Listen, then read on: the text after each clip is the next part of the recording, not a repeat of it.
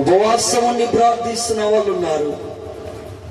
మరికొందరేమో రాత్రులు నిద్రపోకుండా జాగారం చేస్తూ ప్రార్థించే వాళ్ళు ఉన్నారు. లేకపోలేదు కాదు, కానీ ఎన్నడైనా నీ మదిలో ఈ ఆలోచన పుట్టిందా? ఏంటి ఆలోచన అంటే, దేవుడు నా ప్రార్థన వింటున్నాడా? ఆ విన్నదానికి తిరిగి జవాబిస్తున్నాడా? ఏంటండి ప్రశ్న? చెప్పాలి. దేవుడు నా ప్రార్థన వింటున్నాడా? విన్నదానికి దేవుడు తిరిగి జవాబు ఇవ్వగలుగుతున్నాడా? దేవుని బిడ్డలారా, ఇన్ని సంవత్సరాలుగా, ఇన్ని నెలలుగా నువ్వు చేస్తున్న ప్రార్థన ఎన్నెన్నో విషయాల కొరకు, ఎన్నెన్నో అంశాల కొరకు, నీవు మోకరించి చేసిన సందర్భాలు, మంచం మీద పడిపోయి ఏడ్చిన సందర్భాలు, సాష్టాంగా పడిపోయి నాయనా అని కన్నీళ్లు విడిచిన సందర్భాలు ఎన్నో. మీకు చెప్పేది ఒకటి, ఎప్పుడైనా నీకు ఆలోచన వచ్చిందా, దేవుడు నేను చేస్తున్న ప్రార్థనకు జవాబిస్తున్నాడా? ఒక మాట అండి, నువ్వు కూలి పని చేస్తున్నావు, లేదంటే నువ్వే ఒక 10 మందిని వెంట కూలివారిని ఉంచుకొని వారి ద్వారా పని చేయిస్తున్నావేమో. వాటిలో గనక నీకు రాబడి లేకపోతే నష్టమా కాదా? చేసే పనిలో రాబడి లేకపోతే, పనివారిని 10 మందిని తన దగ్గర పనివారిగా పెట్టుకొని వారినితో పని చేయిస్తే అందులో లాభం లేకపోతే, రాబడి లేకపోతే నష్టమేగా. మరి నువ్వు చేస్తున్న ప్రార్థన, గంటల తరబడి చేస్తున్న ప్రార్థన, కొందరు నిమిషాలలో చేసే ప్రార్థన, ఆ ప్రార్థనకు తిరిగి దేవుడి యొద్ద నుండి జవాబు వస్తుందా? ఎప్పుడైనా మీరు ఆలోచించగలిగారా ఈ మాట? నీ మదిలో ఈ ఆలోచన పుట్టిందా? దేవుడే గనక నువ్వు చేసిన ప్రార్థనలన్నీ విని ఆ విన్నవన్నిటికీ దేవుడు జవాబు ఇచ్చుంటే నీ స్థాయి ఇది కాదు ఈరోజు, నా స్థాయి కూడా ఇది కాదు ఈరోజు. నువ్వు చేసిన ప్రార్థనలన్నీ దేవుడు గనక విని ఆ విన్న వాటికి జవాబు ఇస్తే నీ స్థాయి అయినా నా స్థాయి అయినా ఇది కాదు. మనం అడగందంటూ ఏముంది? ఇల్లు అడిగిన వాళ్ళమే, స్థలాలు అడిగిన వాళ్ళమే, ధనాన్ని అడిగిన వాళ్ళమే, ఐశ్వర్యాన్ని ఆశించిన వాళ్ళమే, ఇంకా లోకములో ప్రతిదాన్ని ఆశించిన వాళ్ళమే. చివరిగా దేవుని సంబంధమైనటువంటి ప్రతి కోణాన్ని ఆశించిన వ్యక్తులుగానే మనం ఉన్నాము. అవన్నీ ప్రభు అనుగ్రహించాడా? ఇచ్చాడా? ఒకసారి ఆలోచించాలి. దేవుని పిల్లలారా, మరి నీ ప్రార్థన దేవుడు వింటున్నాడా, వినట్లేదా? ఒకవేళ విన్నా దానికి తిరిగి జవాబు ఇవ్వగలుగుతున్నాడా, ఇవ్వలేడా? ఈ 10 సంవత్సరాల ప్రయాస నిష్ప్రయోజనమవుతుందా? ఈ 15 సంవత్సరాలు ప్రభుని అంగీకరించి చేసిన ప్రార్థనలు, విజ్ఞాపనలు, ఉపవాస ప్రార్థనలు వ్యర్థమై ఉన్నాయా? వాటికి జవాబు కాస్త కూడా లేదా? ఆలోచించాలి. ఎందుకు దేవుడి యొద్ద నుండి ప్రార్థనకు జవాబు రావడం లేదు? కారణం ఏంటి? నేను చేసిన ప్రతి ప్రార్థన ఈరోజు నా కుటుంబాన్ని కట్టగలిగేదే ఉండాలి, ఈరోజు నా స్థితి మారి నా పరిస్థితి చక్కబెట్టేదిగా ఉండాలి. కానీ అలా లేదే. ప్రార్థన అయితే చేశాను, అది నిష్ప్రయోజనం అయిపోయింది, గాలికి పోయింది, జవాబు రాలే. ఎందుకు? చదవండి, సంఖ్యాకాండము 22వ అధ్యాయము 18వ వచనం. మంచి కూర్చోండి, సిద్ధా బయట.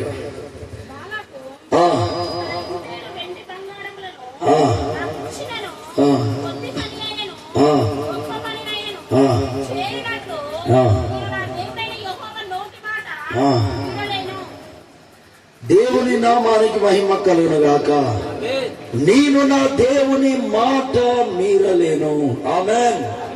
అందరూ నాతో పాటు చెప్పండి, నేను నా దేవుని మాట మీరలేను. నేను నా దేవుని మాట మీరలేను. దేవుని నామానికి మహిమ కలుగును గాక. ఆమేన్, ఆమేన్. దేవుని పిల్లలారా, నీ నియోజకవర్గాన్ని పరిపాలిస్తున్నటువంటి ఎమ్మెల్యే గారు,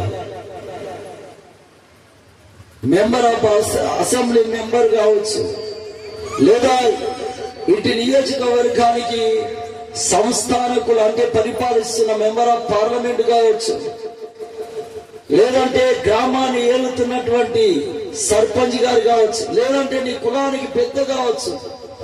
వారి మాట నువ్వు వింటే మంచిదే, కానీ వాటి వల్ల నీకు ఆశీర్వాదము, దేవుని రాజ్యం ఉందని నేను చెప్పలేను. ఆమేన్, హల్లెలూయా. కానీ ఇక్కడ ఒక భక్తుడు అంటున్నాడు, నేను నా దేవుని మాట ఖచ్చితంగా విని దాని ప్రకారం నేను నడుచుకుంటాను. ఆమేన్, హల్లెలూయా, హల్లెలూయా. నేను నా మటుకు చాలా అబ్జర్వేషన్ చేస్తుంటే సంఘంలో ఉన్నటువంటి కొందరు మంచి వస్త్రాలు ధరించుకోవడానికి ఇష్టపడుతున్నారు, ఇల్లు కట్టుకోవడానికి ఇష్టపడుతున్నారు, ధనాన్ని సంపాదించడానికి పరుగులు తీస్తున్నారు, సుఖ సంతోష జీవితాలకు కొంతైనా మొగ్గు చూపుతున్నారు, కానీ ప్రార్థనకు మాత్రము అంత ఆసక్తి కలిగి ఉన్నట్టు కనబడట్లేదు. ప్రార్థనకు సమయం ఇవ్వాలి, ప్రార్థన దాన్ని ఒక చక్కగా మాధుర్యంగా మార్చాలి, ఆ బలిపీఠం చక్కగా కట్టబడాలి. అలనాడు ప్రార్థించిన 12 గోత్రాల వాళ్ళు, అలనాడు ప్రార్థించినటువంటి 12 అపోస్తులు, 12 మంది అపోస్తులు, ఆ ప్రార్థన జీవితం నా ఇంట్లో ఒక ధూపం వల్ల వేయబడాలని ఒక ఆసక్తిని కోల్పోయినట్టుగా కనిపిస్తుంది. నిజం. పని నిమిత్తమై పరుగులు తీసిన వాళ్ళు ఉంటున్నారు, ఇంకేదో ఇంకేదో ఇంకేదో ఆశ కలిగి పరుగులు తీసిన వారు ఉన్నారు. కానీ ఒక ప్రార్థన నా ఇంటిలో బలముగా స్థిరపడాలి, ప్రార్థన బలిపీఠం చక్కగా కట్టబడాలి, ఆ బలిపీఠంపై అగ్ని దిగి రావాలి, ఆ బలిపీఠంపై ప్రతి దినం ఏదో ఒక అర్పణ నేను పెట్టాలి. ఆ అర్పణ పైకి ఆకాశం నుండి దేవుని అగ్ని దిగి ఆ అర్పణను కాల్చి దహన బలిగా దేవుని నామానికి మహిమ రావాలి కదా. దీన్ని ఆశించాలి. దీన్ని ఆశించి వారిగా చాలా తక్కువగా కనబడుతున్నట్టుగా ఉంది. హల్లెలూయా, హల్లెలూయా. దేవునికి మహిమ కలుగును గాక. ఆమేన్. కానీ పరిశుద్ధ గ్రంథంలో ఒక భక్తుడు అంటున్నాడు, నేను నా దేవుని మాట ప్రకారం జీవిస్తాను, నేను నా దేవుని మాట తప్పను, నేను నా దేవుని చిత్తాన్ని చేస్తాను. ఆమేన్, హల్లెలూయా, హల్లెలూయా. ఇంకొక భక్తుడు అంటున్నాడు, హబక్కూకు అనే భక్తుడు, నాకు ఎన్ని ద్రాక్ష తోటలు ఉన్నా లేకపోయినా, ఎన్ని పొలాలున్నా లేకపోయినా, శాలలో పశువులు ఉన్నా లేకపోయినా, దొడ్లలో గొర్రెలు ఉన్నా లేకపోయినా, నేను వాటి నిమిత్తమై ఏమాత్రము బాధపడను, ఎందుకంటే నేను దేవుణ్ణి బట్టి ఆనందించువాణ్ణి. ఆమేన్. భలే ఉంటుందండి ఆ మాట, ఎక్సలెంట్ మాట. ఒకసారి చదువు హబక్కూకు గ్రంథంలో, అంజూరపు చెట్లు పూయకుండినను, ద్రాక్ష చెట్లు ఫలించకపోయినను, ఒలివ చెట్లు కాపు లేకపోయినను, చేనులో పైరు చేతికి రాకపోయినను, గొర్రెల దొడ్డిలో లేకపోయినను, శాలలో పశువులు లేకపోయినను, నేను భయపడను, ఎందుకంటే నేను యెహోవా యందు ఆనందించెదను. ఆమేన్, హల్లెలూయా. నేను ఒలివ తోటల యందు ఆనందించువాణ్ణి కాదు, నేను ద్రాక్ష తోటల యందు ఆనందించువాణ్ణి కాదు, శాలలో పశువులను బట్టి ఆనందించువాణ్ణి కాదు, దొడ్డిలో ఉన్న గొర్రెలను బట్టి సంతోషించువాణ్ణి కాదు, ఇదిగో పొలంలో పైరుని బట్టి సంతోషించేవాణ్ణి కాదు. నేను ఆనందించేది నా దేవుడైన యెహోవాను బట్టి. చెప్పలు కూడా గట్టిగా. దేవుని పరిశుద్ధ నామానికి మహిమ కలుగునుగాక. ఆమేన్. ఇది కదా శ్రేష్టమైన మనసు, దేవుని పట్ల ఆనందం. ఈరోజు ఇంట్లో డబ్బు ఉంటేనే ఆనందమా? అసలు ఆలోచించాలి. దేవుని పిల్లారా, దేవుణ్ణి బట్టి ఆనందించే సంఘముగా ఈ సంఘం ఉండును గాక. ఆమేన్. దేవుని బట్టి సంతోషించి ఆనందించి గెంతులు వేసే కుటుంబముగా నీ కుటుంబం ఉండును గాక. ఆమేన్. ఆమేన్. లోకములో దేన్ని బట్టి నువ్వు ఆనందిస్తున్నావో, సంతోషిస్తున్నావో, పరుగులు తీస్తున్నావో అవన్నీ యేసుక్రీస్తు నామమున నశించును గాక. ఆమేన్. ఆమేన్. ఆమేన్. హల్లెలూయా. హల్లెలూయా. దేవుని పిల్లరా, అయితే మోషే జీవితం కాడికి వెళ్దాం. బైబిల్ గ్రంథంలో మనం చూస్తే మోషే అనే ఆ దైవజనుడు దేవుని పిల్లారా ఐగుప్తు దేశంలో ఫరో రాజు గారి యొక్క కుమార్తె యొక్క కుమారుడిగా పెంచబడ్డాడు. ఎవరి కుమార్తెగా కుమారుడిగా? అక్క ఇప్పుడు చెప్పానుగా, ఐగుప్తు దేశాన్ని ఏలుతున్న రాజైన ఫరో కుమార్తె యొక్క కుమారుడు. ఆమేన్. ఆమేన్. అంటే ఐగుప్తు దేశాన్ని ఏలుతున్న రాజైన ఫరో గారి యొక్క మనవడు. ఆమేన్. హల్లెలూయా. హల్లెలూయా. దేవుని పిల్లలారా, అంటే ఆయన స్థాయి ఏ స్థాయి చూడండి. ఆవిడ ఫరో రాజు గారి కుమార్తె మన మోషే గారిని సకల విద్యల యందు ప్రవీణుడిని చేసింది, సకల శాస్త్రాల యందు ప్రవీణుడిని చేసింది. దేవునికి మహిమ కలుగును గాక. ఆమేన్. హల్లెలూయా. దేవుని పిల్లారా, అంతటి విద్యావంతుని చేసిన తర్వాత అతడి వయసు 40 సంవత్సరాల వయసు వచ్చింది. 40 సంవత్సరాల వయసు అనంతరము అతడు రాజుగారి సింహాసనం మీదకి ఎక్కాలి, ఆ సింహాసనం మీద కూర్చోవాలి, దేశాన్ని ఐగుప్తు సామ్రాజ్యాన్ని ఏలాలి. అంటే రాజుగా ఈయన పట్టాభిషేకం పొందాలి. ఆ స్థాయి అయినది. కానీ అంతటి స్థాయిని, ఆ సింహాసనాన్ని నిర్లక్ష్యపరిచాడు, దాన్ని పెంటతో పోల్చాడు. ఒకటి. రెండోది ఏంటంటే, ఆయన మిద్యాను దేశానికి వెళ్ళాడు. మిద్యాను దేశంలో ఇత్రో అని ఒక బయలుకు సంబంధించినటువంటి ఒక ప్రధాన యాజకుడు, ఆ ప్రధాన యాజకుడి యొక్క కుమార్తె సిప్పోరా, ఆవిడను వివాహం చేసుకొని 2 కుమారులను కని వేవేల మందికి, వేవేల మందలకు యజమానుడిగా ఉన్నాడు. ఆమేన్. ఆమేన్. 1, 2, 10, 100 కాదు, వేవేల మందలకు, వేవేల పని వారికి యజమానుడు. అంటే బీదోడేం కాదు, ధనవంతుడే. ధనవంతుడే. దేవుని పిల్లారా, ఇంతటి స్థాయి ఉన్నవాడు, ఇంతటి అధికారం ఉన్నవాడు, ఇంతటి బలం ఉన్నవాడు, ఇంతటి విద్య ఉన్నవాడు, అంతటి సంస్కారానికి అధికారి అంటే ఒప్పుకోదగిన వాడు, కానీ వాటన్నిటిని పెంటతో పోల్చాడండి. ఒక దినాన దేవుని దర్శనము ద్వారా ఒక కొండ పైన పొద అగ్ని చేత కాలుతుంది, కానీ పొద కాలట్లే. ఆ అగ్నిలో ఉండి దేవుడు మాట్లాడాడు. మాట్లాడి ఏమన్నాడంటే, నువ్వు ఐగుప్తు దేశానికి వెళ్ళాలి, ఫరో రాజుగారి ఎదుట నిలబడాలి. ఆమేన్. హల్లెలూయా. హల్లెలూయా.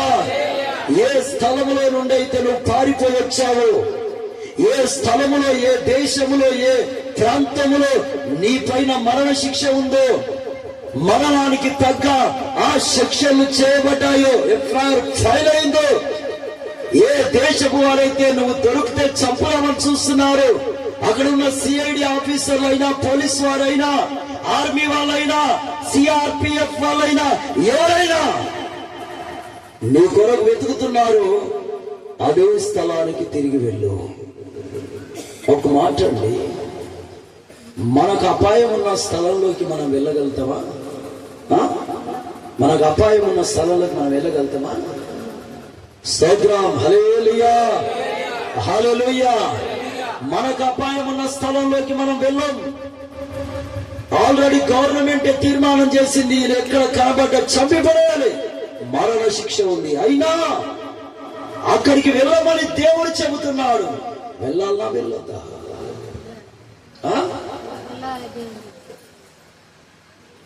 స్తోత్రం, హల్లెలూయా, హల్లెలూయా. దేవునికి మహిమ కలుగుగాక. సరే నాయనా, నీ మాట నేనెక్కడయ్యా తీసేసేదని, ప్రాణం పోయిన పరిస్థితి అయినా సరే నేను వెళ్తాను. ఆమేన్. నిర్గమకాండం 3వ అధ్యాయం 10వ వచనం. నిర్గమకాండం 3:10. నిర్గమకాండం 3వ అధ్యాయం 10వ వచనం చదువురా.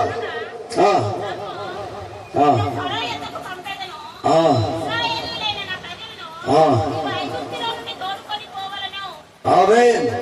నిన్ను నేను ఎక్కడికి పంపేదని అంటున్నాడు? ఐగుప్తులో ఉన్న ఫరో యొద్దకు. ఆమేన్, హల్లెలూయా, హల్లెలూయా. ఇది ఎవరి మాట? దేవుని మాట. ఇలా అయిపోయింది. అయిపోయిన తర్వాత ఏం జరిగిందంటే, ఒక దినం వచ్చింది. మోషే గారు వెళ్ళాడు, ఫరో రాజు ఎదుట నిలబడ్డాడు, ఇశ్రాయేలు ప్రజల మధ్య దేవుణ్ణి పరిచయం చేశాడు. ఇక ఒక దినం రాగానే ఆ ఇశ్రాయేలు ప్రజలందరితో దేవుడు అంటున్నాడు, మీరు ఈ రాత్రికి రాత్రే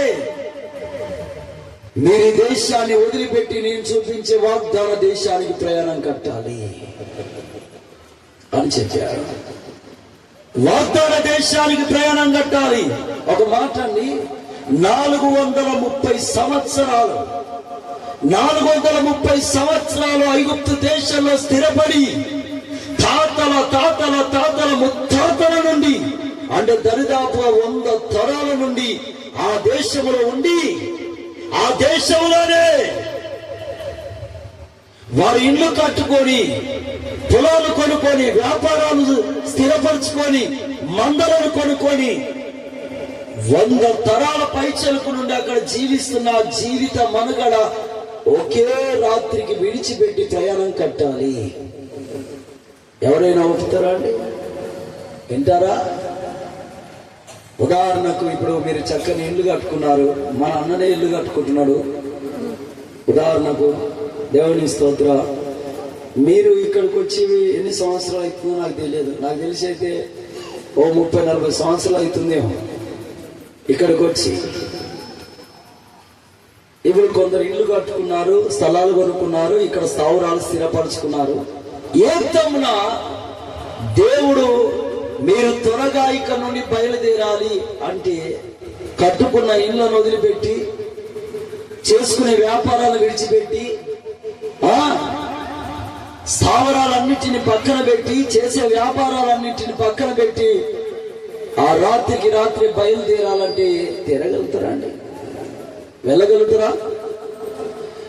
మా అంటే 30-40 సంవత్సరాల కిందటి నుండే ఏర్పరచుకున్న స్థావరాలను విడిచిపెట్టి వెళ్ళాలంటే గుండెలో భయం, విడవలేం. కానీ 430 సంవత్సరాలుగా స్థిరపడ్డ ఆ ప్రాంతాన్ని, ఆ స్థావరాలను, వ్యాపారాలను విడిచి రాత్రికి రాత్రి వెళ్ళాలంటే ఇది ఎవరి మాట? ఎవరి మాట? వినాలా వినొద్దా? ఆమేన్, హల్లెలూయా, హల్లెలూయా. దేవుని పరిశుద్ధ నామానికి మహిమ కలుగును గాక. 430 సంవత్సరాలు స్థావరాలను విడిచి రాత్రికి రాత్రే గొర్రెల మందల, మేకల మందలను, చిన్న బిడ్డలను సంకన కట్టుకొని, ఆ ఆస్తి ఐశ్వర్యాలని అంటే మూట కట్టుకొని ఇక ప్రయాణం అవుతున్నారు. ఎందుకంటే ఎవరి మాట అది? దేవుని మాట. ఆమేన్, హల్లెలూయా, హల్లెలూయా. దేవుని పిల్లరా, అలా ప్రయాణమై వెళ్తూ కొంత దూరం వెళ్ళగానే వాళ్ళను ప్రయాణంలో అలసిపోయి దాహం వేస్తుంటే తాగడానికి నీళ్లు లేక ఏంద్రా నాయన ఈ బతుకు అనుకుంటా నడుస్తున్న సందర్భంలోనే ఒక నీటి ఊట అడ్డొచ్చింది. ఆ నీటి ఊట దగ్గర పోయి అబ్బా చక్కని నీరాన్ని తీసుకొని గుప్పిట్లో తీసుకొని తాగుతుంటే చేదుగా ఉన్నాయి. అబ్బో భలే చేదుగా ఉన్నాయి నీళ్ళని వాళ్ళు దుఃఖిస్తుండగా దేవుడు మోషేతో అంటున్నాడు, ఒక చెట్టు ఉంది కదా, చెట్టును పెరికి తీసుకొచ్చి నీటి ఊటలో వేయి. సరే నాయన వెళ్ళి ఆ చెట్టును పెరికి తీసి నీటి ఊటలో వేసాడు. ఇది ఎవరి మాట? ఎవరి మాట? అరే నీళ్లు తీపిగా మారాలంటే, నీళ్లు పరిశుద్ధంగా మారాలంటే, నీళ్లు ఆ చేతులు తొలగించుకోవాలంటే చెట్టును తీసుకొచ్చేస్తే పోతుందా? అదెవరి మాట? దేవుని మాట గనక తప్పదు. అందుకే ఆ చెట్టును పెరిగి తీసుకొచ్చి వేశాడు. ఆ నీళ్లు తీపిగా మారాయి. దేవుని పిల్లారా, ఇలాగ వాళ్ళు ప్రయాణమై వెళ్తూ ఉన్న సందర్భంలోనే ఒకరోజు రెఫీదీం అనే ఒక అరణ్యంలోకి వెళ్ళారు. వాగ్దాన దేశానికి ప్రయాణమవుతున్న ఆ ప్రయాణంలో అరణ్య మార్గంలో వారికి ఒక పరీక్ష. ఏంటి ఆ పరీక్ష అంటే, వారికి నీళ్లు లేవు. అది ఎడారి ప్రాంతము, అరణ్య ప్రాంతము. అయితే దేవుడు మోషేతో అంటున్నాడు, నీరు ఎదురుగా బండ మీద బండ మీద నేను నిలబడగను, ఆ బండను కర్రతో కొట్టు నీళ్లు వస్తాయని చెప్పాడు. బండను కర్రతో కొడితే నీళ్లు వస్తాయండి? వస్తాయండి? అది ఎవరి మాట? దేవుని మాట. ఖచ్చితంగా తప్పదు. దేవుని మాట గనక ఆ మాటను అవలంబించవలసిందే. అందుకే కర్ర తీసుకున్నాడు, బండను కొట్టాడు, నీళ్ళు వచ్చాయి, తాగారు, అయిపోయింది. మళ్ళా ముందుకు ప్రయాణం సాగుతుంటే ఒకరోజు దేవుడు మోషేతో మాట్లాడుతున్నాడు. మోషే, నువ్వు ఉదయమనే లేచి ఇదిగో సినాయి కొండ శిఖరం పైకి ఎక్కి ఆ కొండ శిఖరం పైన నువ్వు నిలబడు, నా సన్నిధి నిలబడు. హల్లెలూయా, హల్లెలూయా. నా సన్నిధిని నిలబడు. ఈ ఒక్క మాట చదువురా. నిర్గమకాండం 34వ అధ్యాయము 2వ వచనం. నిర్గమకాండం 34వ అధ్యాయము 2వ వచనం. ఉదయమునకు నువ్వు సిద్ధపడి ఉదయమున సీనాయి కొండ శిఖరం పైకి ఎక్కి అక్కడ శిఖరం పైన నా సన్నిధిలో నువ్వు నిలబడుము. ఆమేన్, హల్లెలూయా, హల్లెలూయా. ఇది ఎవరి మాట? ఉదయాన్నే లేవాలి, సిద్ధపడాలి, ఆ కొండ శిఖరం పైకి ఎక్కాలి, శిఖరం పైన నిలబడాలి. ఆ కొండ మధ్యన కాదు, ఆ కొండ కింద కాదు, ఆ కొండ పైన శిఖరం పైన నిలబడాలి. కొండ మీద జనరల్ గా ఏముంటాయండి? చెట్లుంటాయి, ఇంకా తెల్లవా. ఇప్పుడు దీని మీద ఏమున్నాయి? రాళ్ళు ఉన్నాయిగా. సోదర, మరి ఆలోచనలో ఉన్నారు. రాళ్ళు ఉంటాయిగా. ఇజ్రాయేల్ దేశం అంటే అది ఎడారి ప్రాంతం, అరబ్ కంట్రీకి దగ్గర ఉంటది. భయంకరమైన ఎడారి ప్రాంతం, అక్కడ ఎండలు ఎక్కువ. ఆ కొండ శిఖరం పైన ఉన్న బండలు ఆ ఎండకు ఎంత భయంకరంగా కాలుతాయంటే అంత కాలుతాయి. ఈ ఎండకి మనం తట్టుకోలేము. ఇంకా ఆ కొండ శిఖరం పైన వేడి ఎలా ఉంటది?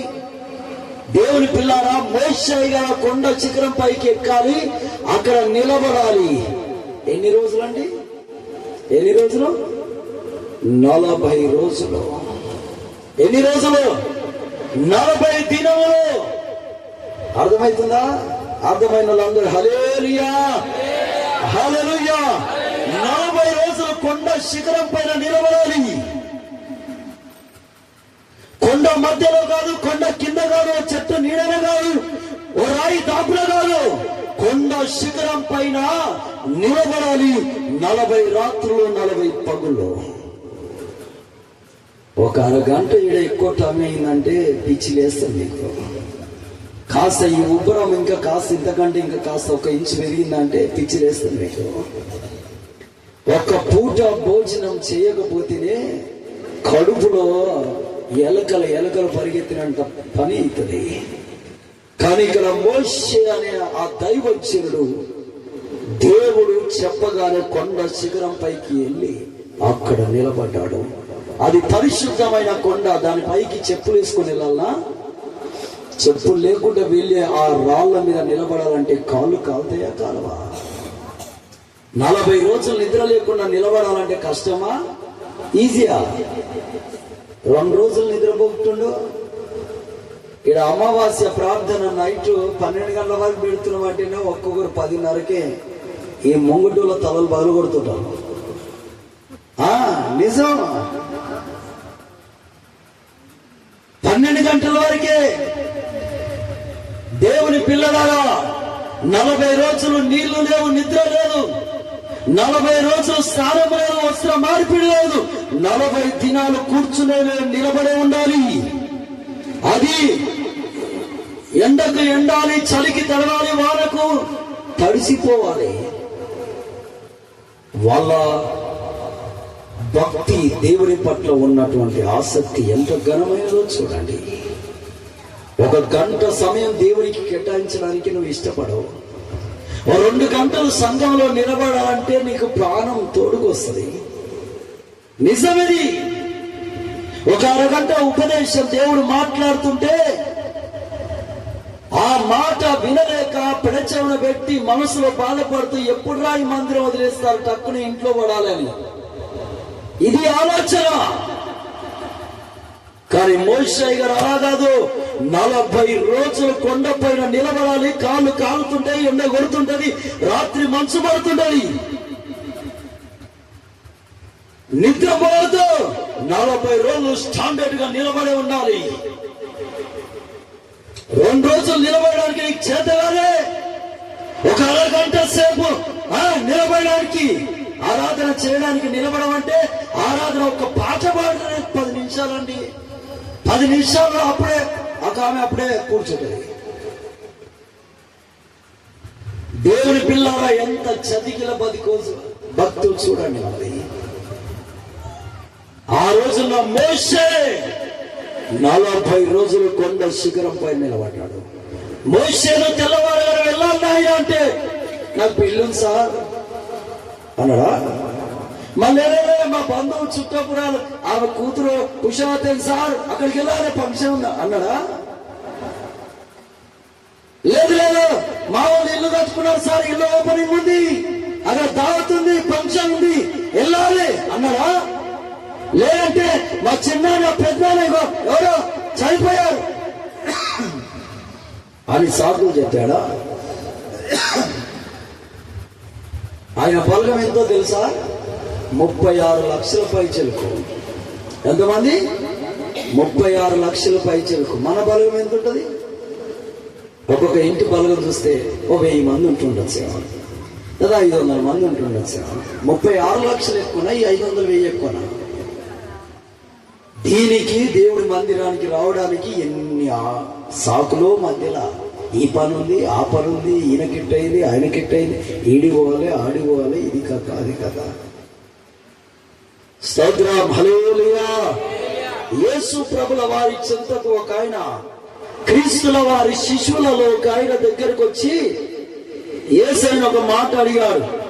ఏమన్నాడు తెలుసా? మత్తయి సువార్త 8వ అధ్యాయం 21-22 వచనాలు చదివితే, శిష్యులలో మరి ఒకడు, ప్రభు నేను మొదట వెళ్ళి నా తండ్రిని పాతి పెట్టుటకు నాకు సెలవిమ్మని ఆయన అడగగా, యేసు అతన్ని చూచి నన్ను వెంబడించుము, మృతులను పాతి పెట్టుకొనుమని అతనితో చెప్పాను. హల్లెలూయా. ఒక శిష్యుడు యేసు ప్రభుల వారి చెంతకు వచ్చి, అయ్యా మా నాన్న చనిపోయాడు, ఆయనను పాతి పెట్టి వస్తా అంటే యేసే అంటున్నాడు, మొదట నన్ను వెంబడించు. యేసు ప్రభు మాట్లాడిన మాట తప్ప, ఆయన అడిగిన మాట తప్ప. సొంత తండ్రి చనిపోయాడండి, సమాధి చేసి వస్తాను సార్ అన్నాడు. యేసే అంటున్నాడు, వెళ్ళొద్దురా, నన్ను వెంబడించు, మృతులు పాతి పెట్టుకుంటాయి అన్నాడు. ఇప్పుడు ఎవరు తప్పు? అందుకే యేసయ్య మాటలు అర్థం చేసుకోవడం చాలా కష్టం. ప్రాణ ఆత్మ దేహములతో ముడిపడ్డది. ఆమేన్, హల్లెలూయా, హల్లెలూయా. దేవునికి మహిమ కలుగును గాక. ఆమేన్, ఆమేన్. దేవుని పిల్లలారా, మోషే ఆ కొండ మీద 40 దినాలు నిద్ర ఉండదు, ఆహారం ఉండదు, నీళ్లు ఉండవు, వస్త్ర మార్పులు ఉండదు, స్నానం చేయడం ఉండదు. అయినా నిలబడాలి. 40 రోజులు నిలబడడం అంటే కష్టతరమా కాదా అండి? చాలా కష్టతరం. 40 రోజులు నిలబడాలంటే చాలా కష్టం. 2 రోజులు నువ్వు నిలబడు, ఎంత దెబ్బకు పేషెంట్ అయిపోతావు. నిలబడతారా 2 రోజులు? వాళ్ళ భక్తి చూడండి. అది అయిపోయిన తర్వాత ఆ 40 రోజులు నిలబడి భక్తి చేస్తే దేవుడు అతనికి ప్రత్యక్షమై అతనికి సంఘానికి వచ్చిన మర్మాలు ఎన్నో, ప్రత్యక్ష గుడార నమూనా, 10 ఆజ్ఞలు, అర్పణలు, యాజకుల ప్రతిష్ట సమస్తాన్ని చాలా వరకు తెలియజేసి కొండ దిగి వెళ్ళిపోయాడు. దేవుని పిల్లలారా, అదైన అనంతరం ఒకరోజు ఏం జరిగిందో తెలుసా? మోషే దగ్గరికి దేవుడు వచ్చి, ఇదిగో మోషే, ఈ ప్రత్యక్ష గుడారాన్ని నువ్వు కట్టు, దీన్ని మంచిగా చక్కగా ప్రతిష్ఠించు అంటే చక్కగా కట్టించాడు. ఎంతో మంది పరివారం పెట్టి దానికి ఏమేం కావాలో దేవుడు చూపించిన నమూనా ప్రకారం కట్టించి, ఇక దాన్ని ఓపెన్ చేసి యాజకత్వంగా, యాజకుడిగా నేనే కదా ధూపం వేసేది, నిలబడి వాక్యం చెప్పేది, సావకుడిగా ప్రతిష్ఠించబడేదని మోషే చక్కగా ప్రత్యక్ష గుడారాలకు వెళ్తుంటే దేవుడు అడ్డుపడి అంటున్నాడు, మోషే, ఈ మందిరాన్ని అయితే నువ్వు కట్టించావు, ఎంతో శ్రమపడ్డావు, రాత్రి పాలు నిద్ర లేక శ్రమపడ్డావు, కుటుంబాన్ని పక్కన పెట్టావు, కానీ ఈ మందిరంలో సేవ చేయడానికి నువ్వు పనికిరావు అన్నాడు. ఏమన్నాడు? నువ్వు పనికిరావు, you do not eligible servant of this temple. ఈ మందిరంలో నువ్వు యాజకత్వం చేయడానికి పనికిరావు. మరి ఎవరయ్యా? మీ అన్నయ్య ఉన్నాడే అహరోను, ఆయన ఈ మందిరంలో యాజకత్వం చేస్తాడు. ఆమేన్. చెమట వచ్చి రాత్రి పగలు నిద్రలేక కుటుంబాన్ని పక్కన పెట్టి మందిరాన్ని స్థాపించి కట్టి దాన్ని ప్రతిష్ఠించి యాజకత్వం తీసుకుంటా అనే టైంలో దేవుడు అంటున్నాడు, యువర్ రిజెక్ట్, నువ్వు పనికిరావు, మీ అన్నయ్య దీనికి ఎలిజిబుల్. ఎవరి మాట అది? ఇంత కష్టపడి సేవ చేసి మందిరాన్ని పునాదేసి కట్టి ఈ యాజకత్వం చేయవలసిన నాకు ఏ కష్టం ఎరగని ఈయనకు ఈరోజు ఈ సంఘాన్ని అప్పగించడం ఎంతవరకు అని దేవుణ్ణి అడిగాడా? అది ఎవరి మాట? మనుషుల మాటనా, దేవుని మాటనా? వినాలా వినదా? నువ్వు ఇల్లంతా కట్టావు, చెమటోడ్చి రాత్రి పగలు నిద్ర లేక నీళ్లు కొట్టి దానికి చాకరీ చేసి ఇల్లంతా కట్టి పెయింటింగ్ వేసి చక్కగా సెట్ చేసి ఇక ఇంట్లోకి వెళ్ళి ఇంట్లో మంచిగా చక్కగా ఉండాలా, ఇదిరా ఇల్లు అన్నప్పుడు ఆ టైంలో ఒకడు వచ్చి, నీది కాదురా ఇల్లు, ఇగో వీడిందిరా ఇల్లు.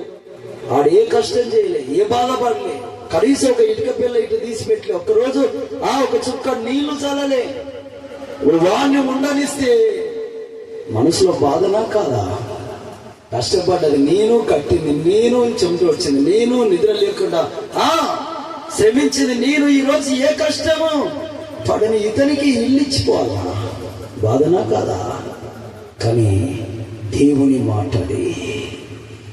అందుకే మోషే అహరోను పిలిచి ప్రతిష్ఠ చేసి యాజక వస్త్రాలు వేసి యాజకత్వంలో ఉంచి ధూపం వేయడానికి నువ్వే అన్నయ్య తగిన వాడివని పెట్టి ఏమీ ఎరగని ఒక అమాయకుడిగా శ్రమపడ్డదంతా ఆయన్ని పక్కకుండి చూస్తున్నాడు. విశ్వాసుల వలె నిలబడి చూస్తున్నాడు. ఏ కష్టము ఎరగక, ఇంత శ్రమించక యాజకత్వం పుచ్చుకున్న అహరోను వచ్చి ధూపం వేస్తుంటే అక్కడ చివరిలో నిలబడి చేతులు కట్టుకొని చూస్తున్నాడు. దేవుని పిల్లరా, ఎవరి మాట అది? దేవుని మాట. దేవుని మాట అది, దేవుని మాట. దేవుని పిల్లలారా, ఒకరోజు దేవుడు మోషే దగ్గరకు వచ్చి అంటున్నాడు, మోషే ఆ ఊరు కొండపైకి నువ్వు మీ అన్నయ్య కుమారుడు ఎలియాజరు ఆ కొండపైకి రండి. ఓకే అయ్యా, ఎందుకు రమ్మంటున్నా తెలుసా? మీ అన్నయ్యను నేను తీసుకోబోతున్నాను. నువ్వు రా కొండపైకి, మీ అన్నయ్యను తీసుకొని రా. అమ్మో, ఆ ఊరు కొండపైకి మా అన్నయ్యను తీసుకొని పోవాలంట. అక్కడ తీసుకెళ్తే మా అన్నయ్యను చంపేస్తాడంట దేవుడు. నాయనో అన్నాడా వెళ్ళిపోదామని అన్నాడా? అదెవరి మాట? తెల్లవారగానే తన అన్నకు స్నానం చేయించి యాజక వస్త్రాలు తొలగించి అన్నయ్యను ఒకసారి చూసి కంట్లో నీళ్ళు తెచ్చుకొని కౌగిలించుకొని ముద్దాడి, రా దేవుడు ఊరు కొండపైకి రమ్మన్నాడు. ఎందుకురా? ఏదో పని ఉందంట. అలాగా, సరే. నీ కుమారుడేని ఎలియాజరు ఉన్నాడా? పిలో. ఆ ఎలియాజర్ని పిలిస్తే అతని కూడా స్నానం చేయించి నూతన వస్త్రాలు వేసి రా అని ఆ కొండపైకి తీసుకెళ్తున్నాడే. ఏమిటికి తీసుకెళ్తున్నాడు? తన అన్న ప్రాణం పోతుంది. దేవుని పిల్లారా, వినాలా వినొద్దే మాట? ఎవరి మాట ఇది? ఎవరి మాట? చిన్నప్పటి నుండి ఒక తల్లి గర్భంలో పుట్టిన వారు, ఒక తల్లి పాలు తాగిన వారు, ఒకరి చెయ్యి ఒకరు పట్టుకొని అన్న తమ్ముడు ఎన్నో కష్టాలు పడ్డవారు. ఈరోజు ఆ వ్యక్తి తన సొంత అన్నను ఊరు కొండపైన దేవుడు తీసుకురా అంటే తీసుకొని పోతున్నాడు. ఎందుకంటే ఎవరి మాట అది? సాక్షాత్తు సృష్టికర్త అయిన యెహోవా దేవుని మాట కదా. దేవుని పిల్లరా, ఒకసారి ఆలోచించాలి. మనం ఎంత ఈజీగా తీసుకుంటాం దేవుని మాట. ఆనాడున్న భక్తులు ఎంత సీరియస్గా తీసుకుంటున్నారు. తన అన్నను ఎంట పెట్టుకొని, తన కొడుకుని ఎంట పెట్టుకొని ఊరు కొండపైకి వెళ్ళగానే దేవుని ఆత్మ వచ్చి అహరోనును చంపి ప్రాణం తీసుకెళ్తుంటే మూలుగుతూ ఏం మాట్లాడలేక చనిపోయి డెడ్ బాడీ అక్కడ పడిపోతే ఏమనలేని పరిస్థితి. తర్వాత తండ్రి వస్త్రం తీసి యాజక వస్త్రం కుమారుని ఎలియాజరు తొడిగించి ఆ శవాన్ని డెడ్ బాడీని అక్కడే వేసి చేతులు పట్టుకొని వస్తుంటే కింద ఉన్న ఇజ్రాయేల్ ప్రజలు 30 లక్షల పైచలకు చూసి అహరోను వస్తలేడు అంటే అన్నయ్య లేడు, దేవుడు తీసుకెళ్ళాడు. దేవుని పిల్లరా, అప్పుడు 30 రోజులు ఏడ్చారంట. భోజనం మాని, నీళ్లు మాని, రాత్రి నిద్ర మాని. ఒకసారి ఆలోచించాలి. ప్రాణానికి మించింది ఏంటో తెలుసా? దేవుని మాట. ప్రాణానికి మించింది దేవుని మాట. మనం చాలా సీరియస్గా తీసుకోవాలని మాట. అల్లా తప్పగా వచ్చి మాట్లాడేవాడు కాదు దేవుడు. అల్లా తప్పగా పరిశుద్ధ గ్రంథంలో రాసి పెట్టింది కాదు. ప్రతి మాట నా పిల్లలు అవలంబిస్తారనే ఉద్దేశంతో రాశాడు. ఆ మాట వెనకాల దాగి ఉన్న ఆశీర్వాదం అది చాలా గొప్పది. 1000 తరాల వరకు దీవెనది. ఆమేన్, ఆమేన్, హల్లెలూయా, హల్లెలూయా. తన అన్నయ్య చనిపోయాడని దిగులుతో, బాధతో తన కుమారుడు ఎలియాజరును అభిషేకించి మందిరంలో ధూపం వేయడానికి నువ్వే తక్కువని రానిగా వెళ్తా ఉంటే ఇక వాగ్దాన దేశం ఇజ్రాయెల్ దేశం వచ్చింది. ఆ కొండపైకి ఎక్కి చూస్తుంటే కనబడుతుంది. మాట ఇంకో 2-3 కిలోమీటర్ల ప్రయాణం చేసి అడుగు పెట్టగలుగుతారు. అప్పటికి ఎన్ని సంవత్సరాలు? 40 సంవత్సరాలు అరణ్య యాత్ర.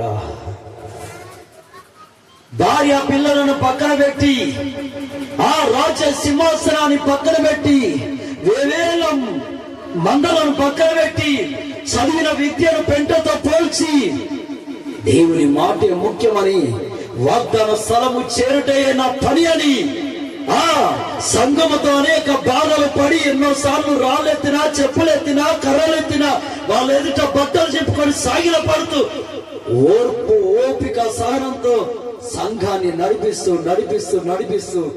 40 సంవత్సరాల అనంతరము ఇక గమ్యము చేరాలనే టైంలో కంటికి కనబడుతుంది, పాలు తేనెలు ప్రవహించే దేశము. ఇక సంతోషిస్తూ ఆనందిస్తూ ఇదే కదా నా గురి, ఇదే కదా నా గమ్యం, ఇదే కదా నా అంతిమ విజయం అని మోషే పరుగులు తీద్దామని, సంతోషంతో ఎప్పుడు పాలు తేనెలు ప్రవహించే దేశంలో అడుగు పెడదామని పరుగులు తీయబోతుంటే దేవుడు అడ్డుపడి, మోషే నువ్వు ఏ దేశాల్లో అడుగు పెట్టాలనుకుంటున్నావో, ఏ దేశాన్ని బట్టి 40 సంవత్సరాల సమస్తాన్ని విడిచి నడిచావో, కంటికి నిద్ర కరువైపోయినా, ఆహారం లేకపోయినా, విలువైన వస్త్రం లేకపోయినా, కుటుంబం పక్కకు తొలిగిపోయినా, ఎక్కడికి నువ్వు చేరాలని వచ్చి దీన్ని చూసి ఆనందిస్తున్నావు, ఆ వాగ్దాన దేశానికి నువ్వు వెళ్ళవు. నువ్వు ఇక్కడ నుండి చూస్తావే కానీ అక్కడికి వెళ్ళవు. ఏం మాట్లాడాలి? ఎన్ని రోజులు ప్రయాసపడ్డ దేని కొరకు? ఎన్ని రోజులు చెప్పులు ఎత్తినా, రాళ్ళు ఎత్తినా, నీళ్లు లేకపోయినా, ఆహారం లేకపోయినా, తినడానికి మాంసం లేకపోయినా ప్రయాణం చేస్తుంది దేని కొరకు? వాగ్దాన స్థలంలో అడుగు పెట్టడానికే. పిల్లలు ఎక్కడో, భార్య ఎక్కడో, బలగం ఎక్కడో, మందలు ఎక్కడో, సమస్తం పెంటతో పోల్చి నడుస్తుంటే చివరికి అల్లంత దూరాన్ని అడుగేస్తే వచ్చేది. దేవుడు అడ్డుపడి అక్కడికి వెళ్ళొద్దు, నువ్వు వెళ్ళవు. మరి ఏంటయ్యా, ఏం చేయాలయ్యా అంటే, ఆ పక్క నేను నెబో పర్వతం ఉందిగా, మయాబులో ఉందయ్యా, ఆ కొండపైకి వెళ్ళు. సరే అయ్యా, అక్కడ నేను నిన్ను తీసుకెళ్తాను, అక్కడ నేను చంపైపోతున్నాను. ఒక మనిషి 40 సంవత్సరాల ప్రయాసపడ్డ ప్రయాస ఒక్కసారి నీరు గారిపోయింది. నీరు గారిపోయింది. క్షణం మాత్రం సుఖం లేని జీవితం, బంధు పలకమని తిరగని జీవితం, ఈ పెళ్లి ఆ పెళ్లి, ఈ దావత ఫంక్షన్ అని తిరగని జీవితం, అంతటి చదువు కూడా నిరర్థకుడిగా, ఏ చదువు లేనోడిగా, అమాయకుడిగా తిరిగిన వాడు ఈరోజు దేవుడు ఎక్కడికి వెళ్ళమంటున్నాడు?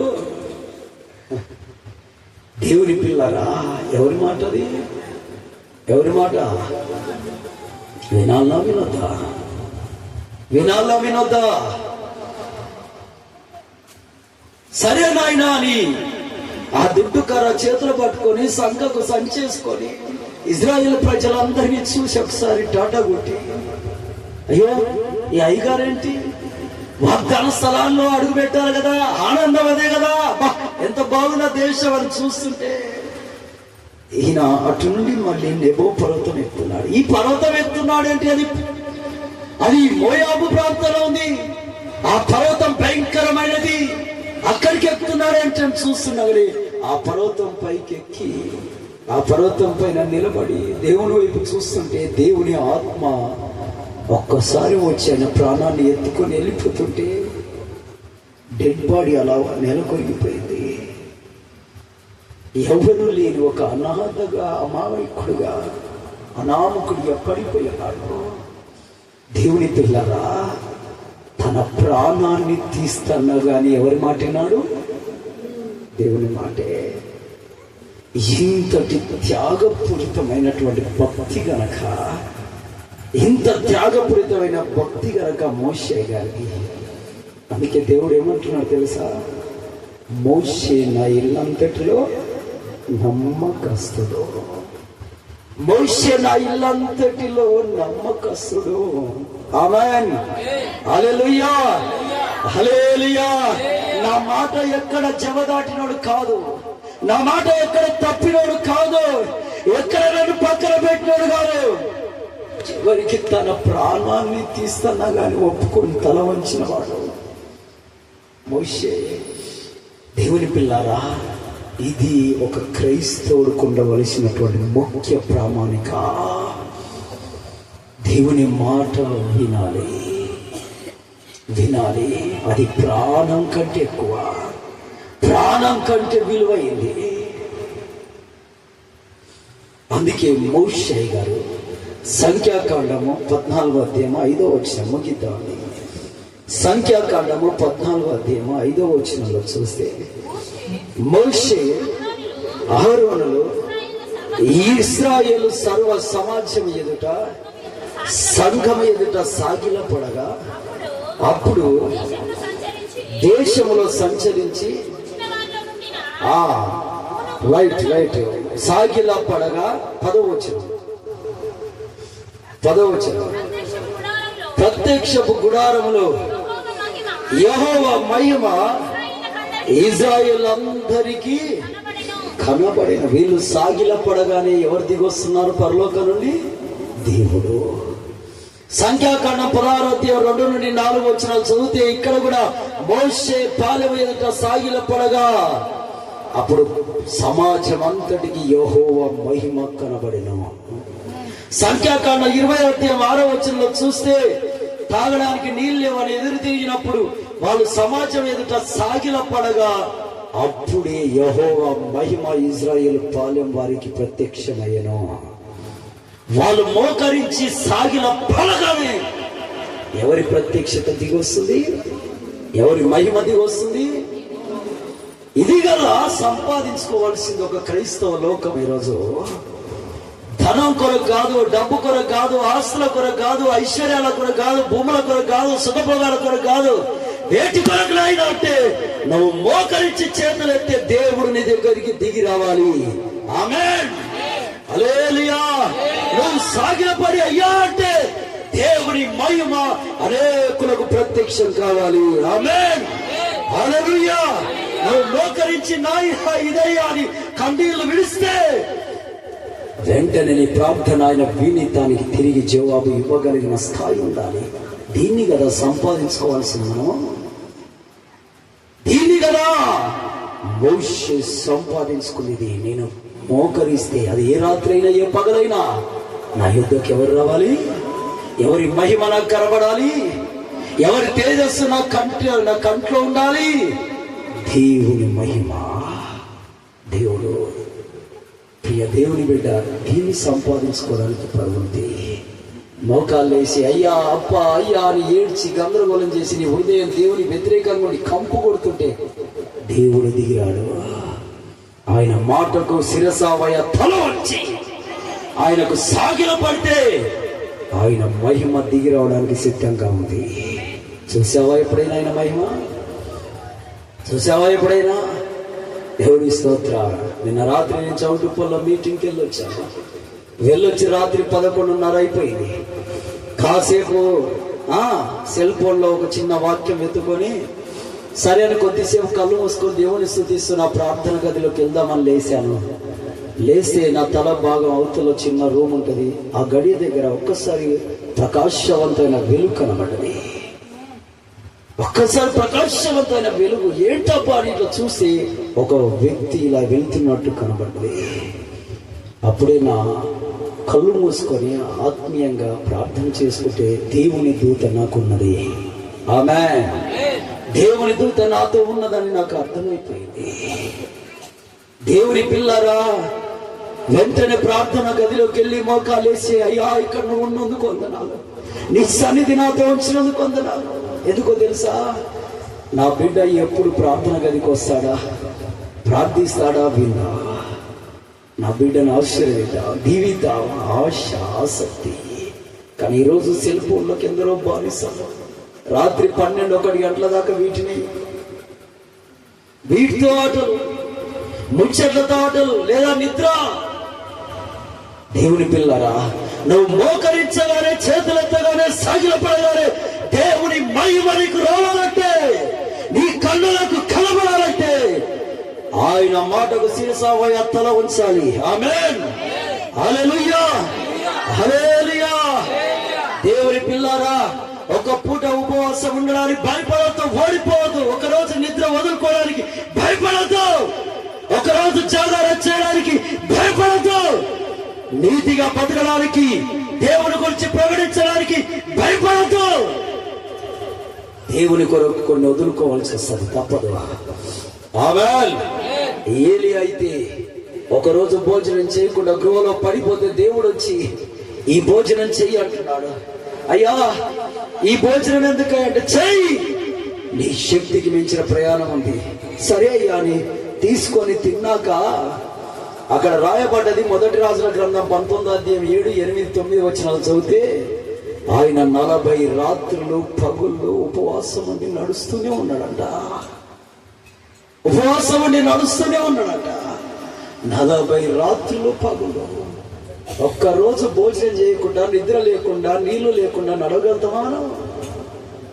కానీ 40 పగుళ్ళు 40 రాత్రులు, నీళ్లు లేవు, నిద్ర లేదు, ఆహారం లేదు, నడుస్తూనే ప్రార్థన, నడుస్తూనే ప్రార్థన. ఒకసారి ఆలోచించండి, ఎంత భయంకరమైన ఉపవాస ప్రార్థన చేశారో. దేవుడు చెప్పిన దానికి తల ఉంచడం. ఇక్కడ నుండి ఆ రోడ్డు మీదకి వెళ్ళాలంటే నేనా నడుచుకుంటున్నా, నేనా అనే పిల్లలు ఉన్నారు నీ ఇంట్లో. కానీ 40 రాత్రులు ప్రభులు నడుస్తూనే ఉండాలంటే కొన్ని 100,000 కిలోమీటర్లు ఉపవాసం ఉండి నడుస్తూనే ఉండాలి. రాత్రి నిద్ర ఉండదు, నీళ్లు ఉండవు, ఆహారం ఉండదు, వస్త్ర మార్పుడు ఉండదు, స్నానం ఉండదు. అయినా దేవుని మాటకు తల ఉంచాలి. ఆమేన్, హల్లెలూయా. ఒక ఆయన మంచి పరపతి కలిగినోడు, సంఘంలో దేవుని సేవకుడు, మంచి ప్రవక్త, మంచి పేరు ప్రఖ్యాతులు ఉన్నవాడు. ఆయన దగ్గరికి దేవుడు వచ్చి, ఇదిగో నాయన, ఊరి బయట ఒక భయంకరమైన వ్యభిచారాలు ఉంది. ఆవిడ పెళ్లి చేసుకోకుండానే 2 పిల్లలను కన్నది. ఆవిడ నువ్వు వివాహం చేసుకుని ఆ పిల్లలను నీ బిడ్డలుగా స్వీకరించు. ఒకవేళ నువ్వు వివాహం చేసుకున్నాక కూడా ఆవిడ వెళ్ళి ఏదైనా తప్పు చేస్తే ఎవరితోటైనా, వాళ్ళు ఎంత డబ్బు ఇచ్చారో దానికి 2 రెట్లు నువ్వు వాళ్ళకి కట్టించి నీ భార్యను తోలుకొనిరా. ఎవరైనా ఒప్పుకుంటారా? ఈ మాట ఎవరైనా ఒప్పుకుంటారా? ఒక వ్యభిచారాలను పేరు వివాహం చేసుకోవాలంటే, అది వ్యభిచారం చేసి 2 పిల్లలను కన్నది తీసుకోయ్యా దత్తకంటే అయ్యే పనేనా? కానీ అది ఎవరి మాట? దేవుని మాట. తప్పదు. దేవుని పిల్లారా, దండం పెట్టి చెప్తున్నా, దేవుని మాట వినండి, ఆయన మాట తల ఉంచండి, ఆయన చిత్తం చేయండి. మిమ్మల్ని బట్టి ప్రాంతాలు కదలబోతున్నాయి. ఈ భూమే బంగారంగా మారబోతుంది. ఈ స్థలాలే మిమ్మల్ని బట్టి దీవించబడబోతున్నాయి. మంచి ఫలింపులోకి రాబోతున్నాయి. అనేకులు అనేకులు అనేకులు అపోస్తుల కార్యం 14:27 ప్రకారం అన్ని జనులకు ద్వారం తెరవబడ్డది. గట్టిగా చెప్పండి కూడా, గట్టిగా. అనేకులు తిరిగి రాబోతున్నారు. దాన్ని బట్టి దేవుడిని దీవించబోతున్నారు. ఈ కుటుంబం ఫలింపబోతున్నది. ఆత్మచేత ఈ కుటుంబం నిండబోతున్నది. మోకాలు దేవుని ఆత్మ మంచి గమగమ వాసన వస్తున్నది.